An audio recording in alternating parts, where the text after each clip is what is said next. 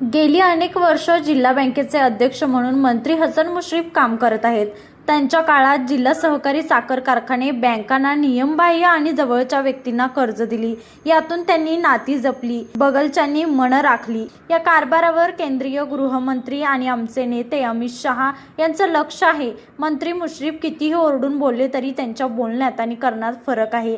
वैद्यकीय खात्याचं मंत्रिपद असूनही चंदगडसाठी एखादा दवाखाना, मोठं हॉस्पिटल दिलंय का, हीच त्यांची मानसिकता आहे, असा हल्लाबोल चंदगडचे महायुती आमदार शिवाजीराव पाटील यांनी केला।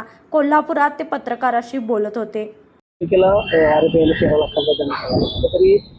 बच्च्यांना कर्ज प्रकरण मंजूर केली, जोरात बोला ना। कर्ज प्रकरण मंजूर करून दिली होती असा आरोप होता, पण अध्यक्ष चेअरमनांनी याची पाठराखण केली, कसं बघताय?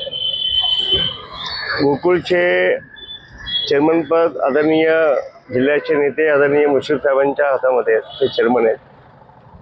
त्यांच्या काळामधून प्रत्येकांच्या भावना असतात की मुश्रीफ साहेबांनी आम्हाला कारखान्यासाठी लोन द्यावं, इतर गोष्टी लोन द्यावं, बँकांसाठी बाकीच्या त्यांच्यासाठी लोन द्यावं।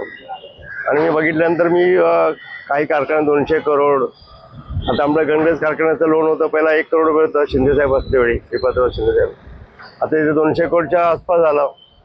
आजरा बँकेवरती 11 करोड होता, आता 200 करोड क्रॉस होते। अशाच अनेक कारखाना 700 करोड मधला आहे राधानगरीमधला।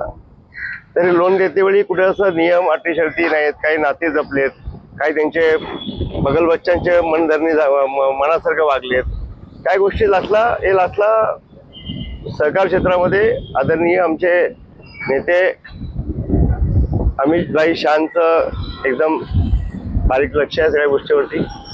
आणि या गोष्टी मोदी साहेबांचं ना खाऊंगा ना खाणे दूंगा, तर या गोष्टी त्यांच्या लक्षात येतील असते।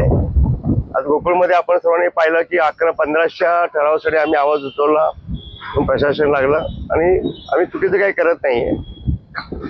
मुश्रीफ साहेब किती ओरडून बोलले की आमचा एकदम सुशासन प्रशासन सगळ्या गोष्टी बोलल्या, तर त्यांच्यात बोलण्यात आणि करण्यात खूप फरक आहे। पहिला पण 2 लाखाचा दंड बसला, आता 13,30,000चा दंड बसलाय। तर त्यांनी गांभीर्याने घ्यावं की जिल्हा गोरगरीब शेतकरी यांची, गोरगरीब जनतेची बँक आहे। जिल्ह्याचं सगळं वैभव, एक केडीसी बँक आणि दुसरे गोकुळ आहे। आणि तुमच्या माहितीने सांगतो की ही जिल्हा बँकची जागा आमचे आदरणीय नेते विखे चव्हाण पाटील साहेबांच्या काळामध्ये त्यांनी जागा खरेदी केली होती। आमचे चंदगड तालुक्याचे दुसरे आमचे नेते आदरणीय स्वर्गीय नरसिंह गुरुनाथ पाटील साहेबांनी ती बिल्डिंगचं बांधकाम केलं। कारण आता लास्टला काय मॅनेजमेंट आणि मॅनेज याच्यावरती सर्व अवलंबून असते। म्हणून आज मुश्रीफ साहेबांच्या ताब्यात ही जिल्हा बँक आहे। तर माझी प्रामाणिकपणे आई जगदंबेकडे इच्छा आहे, जिल्हा बँक पारदर्शकपणाने पुढे, तरी ह्याच्या पुढे 2 दंड झालेत, त्याच्या पुढे तरी मुश्रीफ साहेबांनी चांगले स्वच्छ कारभार करावा। नाहीतर याच्यामध्ये सुद्धा काही गोष्टी अजून बऱ्याच चुकीच्या आमच्या निदर्शनास येतात। काही लोक मनापासून आम्हाला काहीतरी माहिती देतात, तर त्या चौकशीच्या वेळेस चौकशी लागेलच ती।